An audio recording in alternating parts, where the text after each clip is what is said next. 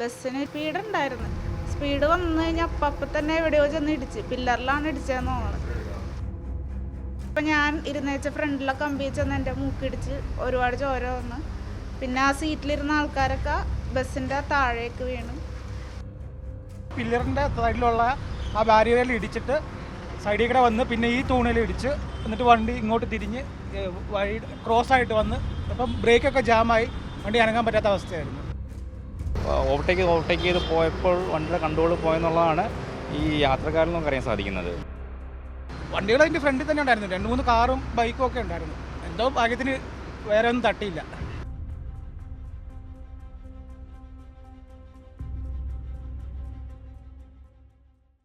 നമസ്കാരം. ഇന്ന് രാവിലെ 10:15 കൂടിയിട്ടാണ് ഈ സ്വകാര്യ ബസ് അപകടത്തിൽപ്പെടുന്നത്.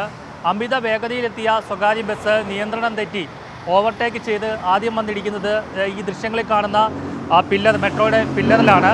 ഈ പില്ലറിൻ്റെ ഈ ഭാഗത്ത് വണ്ടി ഇടിക്കുന്നു. വണ്ടി ഇടിച്ച് ഇവിടുന്ന് വാഹനം നിയന്ത്രണം തെറ്റി മുന്നോട്ട് പോയി ഈ കാണുന്ന സ്ഥലത്തൂടെ നിരങ്ങി വന്ന് ഇടത്തേക്ക് ഈ റോഡിന് കുറുകെയായിട്ട് നിൽക്കുകയായിരുന്നു. നമുക്ക് ഈ ദൃശ്യങ്ങളിൽ കാണാം. ഈ ടയർ ഒരഞ്ഞ പാടുകളൊക്കെ നമുക്ക് കാണാം. ഇവിടെ ആ നടുക്ക് വന്നിട്ട് നിൽക്കുകയായിരുന്നു. അമിത വേഗതയിലായിരുന്നു എന്നാണ് യാത്രക്കാർ എല്ലാവരും പറഞ്ഞത്. റാഷ് ഡ്രൈവിംഗ് ആണ് എന്നാണ് പറഞ്ഞത്. പോലീസിൻ്റെ മൊഴിയെടുപ്പിലും ഈ യാത്രക്കാരായിട്ടുള്ള അപകടത്തിൽപ്പെട്ട ആളുകളൊക്കെ കൃത്യമായി പറഞ്ഞിട്ടുണ്ട് ഡ്രൈവർ റാഷ് ഡ്രൈവിംഗ് ആയിരുന്നു എന്നാണ്. എന്നാൽ ഡ്രൈവർ പറയുന്നത് ഇത് അമിത വേഗതയിലല്ലായിരുന്നുവെന്നും യു ടേൺ എടുക്കാൻ, അതായത് ഇവിടുന്ന് 3 പില്ലറിനപ്പുറമുള്ള സ്ഥലത്തേക്ക് യു ടേൺ എടുക്കുവാനായിട്ട് ഒരു കാറ് പെട്ടെന്ന് വെട്ടിത്തിരിഞ്ഞതാണ് കാരണമെന്ന് പറഞ്ഞു. പക്ഷേ അതൊരിക്കലും സാധ്യമല്ലാത്ത, അല്ലെങ്കിൽ ഒരു ന്യായീകരിക്കാനുള്ള ഒരു കാരണം മാത്രമാണ് എന്നാണ് പോലീസും മോട്ടോർ വാഹന വകുപ്പും പറഞ്ഞത്. കാരണം വാഹന നിയന്ത്രണം തെറ്റുന്നത് നമ്മൾ ഈ ദൃശ്യങ്ങളിൽ കാണുന്ന മെട്രോ സ്റ്റേഷന് താഴ്ഭാഗത്താണ്, അടിഭാഗത്ത് വെച്ചിട്ടാണ്. ഇവിടെ നിന്നും 4 പില്ലറിനപ്പുറമാണ് യു ടേൺ ഉള്ളത്. അതുകൊണ്ട് തന്നെ ഇത് ന്യായീകരിക്കാൻ വേണ്ടി പറയുന്ന ഒരു കാര്യം മാത്രമാണെന്നാണ് പോലീസിനും മോട്ടോർ വാഹന വകുപ്പിനും മനസ്സിലായത്. എന്തായാലും അമിത വേഗതയിലായിരുന്നു എന്നാണ് ഈ അപകടത്തിൽപ്പെട്ട യാത്രക്കാർ പറയുന്നത്. ആഷ്ന, എന്താ സംഭവിച്ചത്? ബസ് എനിക്കറിഞ്ഞൂടാ, മഴ പെയ്തുകൊണ്ടിരിക്കണ്ടായി. അപ്പം സൈഡിലെ വിൻഡോ ഒക്കെ ക്ലോസ് ചെയ്തിട്ടേക്കണായിരുന്നു. ബസ്സിന് സ്പീഡുണ്ടായിരുന്നു. സ്പീഡ് വന്നു കഴിഞ്ഞാൽ അപ്പം തന്നെ എവിടെയോ ചെന്ന് ഇടിച്ച് പില്ലറിലാണ് ഇടിച്ചതെന്ന് തോന്നുന്നത്. അത് കഴിഞ്ഞപ്പോൾ തന്നെ പില്ലറിലിടിച്ചപ്പോൾ ഞാൻ ഇരുന്നേച്ച ഫ്രണ്ടിലെ കമ്പി ചെന്ന് എൻ്റെ മൂക്കിടിച്ച് ഒരുപാട് ചോര വന്ന്. പിന്നെ ആ സീറ്റിലിരുന്ന ആൾക്കാരൊക്കെ ബസ്സിൻ്റെ താഴേക്ക് വീണു. എൻ്റെ ഒപ്പം വേറെ ആൾക്കാരുണ്ടായിരുന്നു. ഒരാളുടെ തലക്ക് പ്രശ്നമുണ്ടായി, ഒരു ചേച്ചിയുടെ കൈ ഒടിഞ്ഞ്, പിന്നെ വേറൊരു ചേട്ടൻ്റെ മൂക്കിൽ നിന്ന് വായിൽ നിന്നൊക്കെ ഒരുപാട് ചോര വന്നിട്ട് ആ പുള്ളി ഒരു ഇച്ചിരി സീരിയസ് ആയിരുന്നു. എനിക്ക് മൂക്കിന് പ്രശ്നം പറ്റി, എല്ലിന് ചെറിയൊരു പൊട്ടലുണ്ട്, മൂക്കിൽ നിന്ന് കുറേ ചോര വന്നു. ഇപ്പോൾ കുഴപ്പമില്ല. പിന്നെ ഇപ്പം ഇറങ്ങിയപ്പോൾ പിന്നെയും ഇത്തിരി ചോര വന്നു. അതുകൊണ്ട് ഇവിടെ ഇരുന്നാൽ സെൻറ്റ് പോൾസ് കോളേജിലാണ് ഞാൻ പഠിക്കണം. അവിടെ സെലിബ്രേഷൻ ആയിരുന്നു.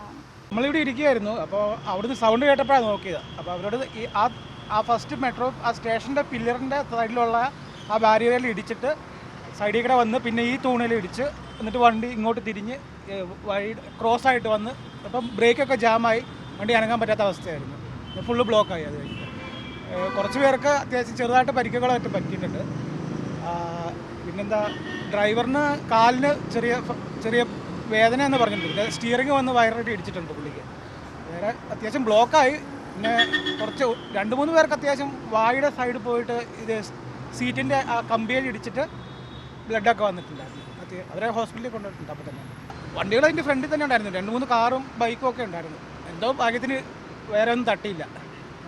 പിന്നെ അവിടെ ഇടിച്ച് അങ്ങോട്ട് ക്രോസ് ആകെ പോകാതെ, മീൻസ് ഓപ്പോസിറ്റ് ഇത് ആ ഡിവൈഡറിൻ്റെ അപ്പുറത്തോട്ട് പോകാതിരുന്നത് വലിയ ഭാഗ്യമാണ്. അപ്പുറത്തോട്ട് പോയായിരുന്നെങ്കിൽ പിന്നെ ഭയങ്കര ഇടിച്ചേനെ, വലിയ സംഭവമായേനെ. ഞാനിങ്ങനെ വണ്ടി നന്നാക്കി തിരിഞ്ഞപ്പോഴത്തേക്കും ബസ് ആ പില്ലറിലിടിച്ച് പിന്നെ ഇങ്ങനെ ഇടിച്ച് ഇവിടെ നിർത്തിയിട്ട് എങ്ങനെയായിരുന്നു. വണ്ടി അങ്ങനെ നേരെ ഇടിച്ചിങ്ങോട്ട് വന്നു. പിന്നെ കുറേ ആൾക്കാർക്ക് തലൻ്റെ ഇവിടെ പരിക്കുണ്ട്, ഇവിടെ ചെറിയ മുറിയൊക്കെ ഉണ്ട്. പിന്നെ ഓരോ ഹോസ്പിറ്റലിൽ കൊണ്ടുപോയി. എന്തായാലും പെൺകുട്ടി പറഞ്ഞത് തന്നെയാണ് വാസ്തവം. നമുക്കറിയാം ഈ ഇടിയുടെ ആഘാതം എത്രത്തോളം ഉണ്ടായിരുന്നു എന്ന്. ഇവിടെയെല്ലാം ഇടിച്ച് തകർത്ത് കളഞ്ഞിട്ടുണ്ട്. ആ വാഹനത്തിൻ്റെ മുൻവശത്തെ പല ഭാഗങ്ങളും ഇവിടെയെല്ലാം ഇളകി കിടപ്പുണ്ട്. ഈ വാഹനത്തിൻ്റെ മുഴുവൻ ആ മുൻവശത്തുള്ള സകല ഡോറൊക്കെ, അതായത് ഡ്രൈവർ ഭാഗത്തെ ഡോറാണിത്. ഈ ഡോറെല്ലാം ഇളകിപ്പോയി. കാരണം ആ ഇടിയുടെ ആഘാതത്തിൽ നമുക്കറിയാം ഈ ഭാഗത്താണ് ഇടിച്ചത്.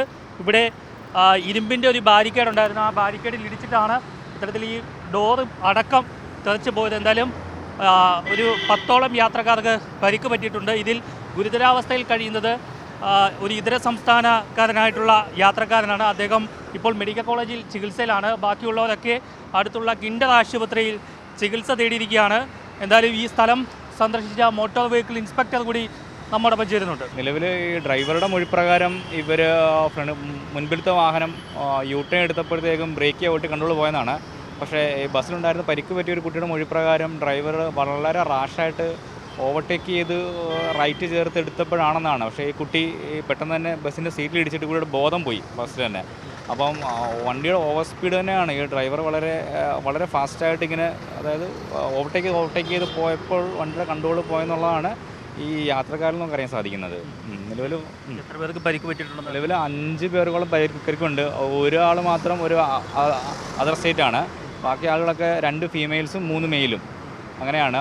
ഒരാളെ മാത്രം കുറച്ച് അൺകോൺഷ്യസ് ആയതുകൊണ്ട് മെഡിക്കൽ കോളേജ് മറ്റുണ്ട്. നിലവിൽ ബാക്കി ഡ്രൈവറും ബാക്കിയുള്ള ആളുകളും ഇവിടെ അടുത്തുള്ള കിൻഡർ ഹോസ്പിറ്റൽ തന്നെ ഉണ്ട്. ഇതുപോലെ വാഹനം പൂർണ്ണമായിട്ട് പരിശോധിച്ചില്ല.